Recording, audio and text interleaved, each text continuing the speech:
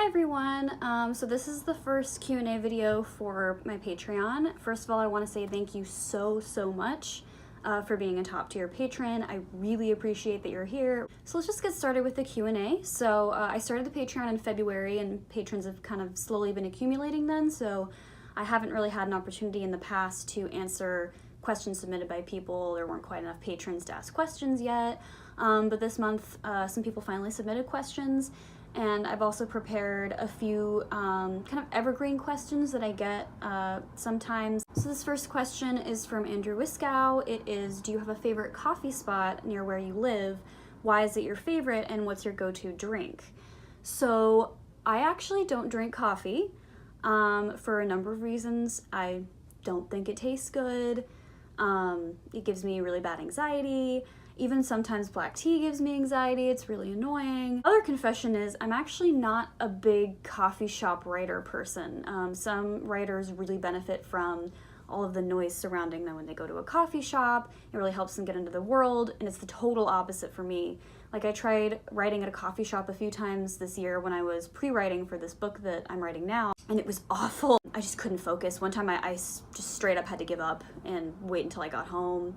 I need silence, which can be a little challenging in NYC, especially when I live next to two bars, but whatever. A cafe that I really love but haven't been to in like months because I always seem to want to go when it's closed is a cafe called Love Tea. One of my friends described one of their iced teas as tasting like springtime. I also tried this, I don't remember what it was. I think it was almond something, but it was this really good tea.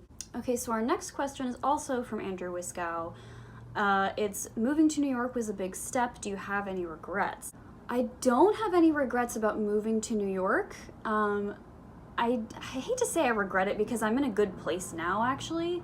But I really struggled last year. The regret I have is not doing internships in college, which doesn't seem that related to New York, but since moving to New York was kind of when I was trying to jumpstart my day job career in publishing, it ended up being really relevant that I hadn't had any internships in college, not just in publishing, but at all. So I just didn't think about it. I thought, you know, I'll worry about my career once I've graduated, which is not really the best idea for everybody.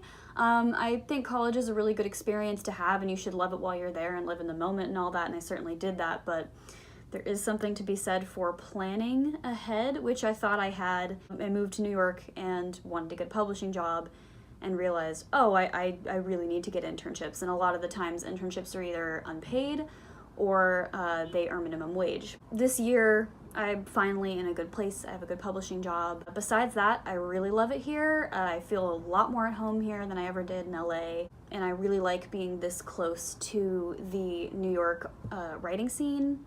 There's a lot of authors who live here. There's a lot of author events, so I really like that. So let's get started with some evergreen questions. So one that I get sometimes is, do you keep in touch with your castmates? Sort of, kind of in the way you keep in touch with people from like high school and college in the social media age.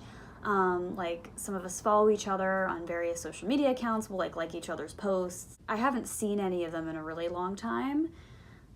So it's not like a super close relationship, but then at the same time, it's like we'll always have this connection of Cheaper by the Dozen or Hannah Montana or whatever. So another question I get is, how do I get an agent? A literary agent, for those of you who don't know, who can represent you if you want to sell your fiction. I answered this pretty extensively on my FAQ on my blog. It's under the question, like, where or when can I find your novels? Because sometimes people ask me that and they don't realize that I'm still seeking a literary agent. I haven't actually published anything yet. Though I'll get there. The basics of it go down to you have to research literary agents who represent what genre you write. Like, I write young adult fantasy, so I look for agents who represent writers who write that genre. And you have to write them a query letter, which is basically, it's a one-page, hopefully shorter than one-page email where you pitch them your books. You say, this is the main character, this is what the stakes are for the book and the main conflict. And then you kind of leave them hanging there, like, what big decision will they make? For more information on that, definitely go to my blog and read the full blog post on that. Last question I get a lot of the time is suggestions for books, which is always a really overwhelming question because I'm like, there are so many different kind of books out there, I don't know what kind you want. But my favorite genre, like I said, is YA fantasy, so I think I'll focus on that for now. So this first one is The Imposter Queen by Sarah Fine. It's a really underrated fantasy. It has a bisexual protagonist, which is always great, especially in fantasy. pretty much all of my fantasy characters are queer somehow as well, so that's really cool. It is about a girl who is supposed to be the next in line for the throne, and she's supposed to have these magical powers, and you think, oh, it's gonna be, you know, another YA fantasy where this queen has magical powers or whatever, and she was the chosen one, but it turns out she doesn't have the powers, and she was the wrong person chosen. So that's really cool. I really liked how all the tropes in that were handled and had really good world building. This book I fell absolutely in love with is The Hazelwood by Melissa Albert, who is a really awesome person in addition to being a beautiful writer. I read the first page and I was like, the writing is absolutely gorgeous. The main character is an unlikable heroine, which I think we need more of. A really compelling plot. I read it really quickly. I'm a pretty slow reader, so I was really surprised at how quickly I blew through this. Very highly recommended. I will say, I have heard from some Black readers that some of the Black character representation isn't that great. So if you are uncomfortable with that, definitely be forewarned. There's a little bit of like the Black character being expected to educate the white main character. And then we have Truthwitch, which I was really slow getting on the bandwagon for, Truthwitch by Susan Denner. But I finally ended up reading it, and I was really happy I did when I did, because I've really been focusing on improving my world building skills for this book that I'm writing now, because that was something I skimped on in my last book, and I felt like I should do a better job with this one. And this is the book to read if you want a crash course on how to world build, because it's done really well. It's woven into the story without taking away from the tension. You can tell there's just a lot in this world that all of it didn't even make it into the book. I haven't read Wind Witch yet, which is the second one. I'm kind of like giving myself some time so that I don't blow through the whole series in one fell swoop or anything, so highly recommended. Like I said, thank you so much for being a top tier patron. I really appreciate your contributions, and thank you so much for watching my Q&A video.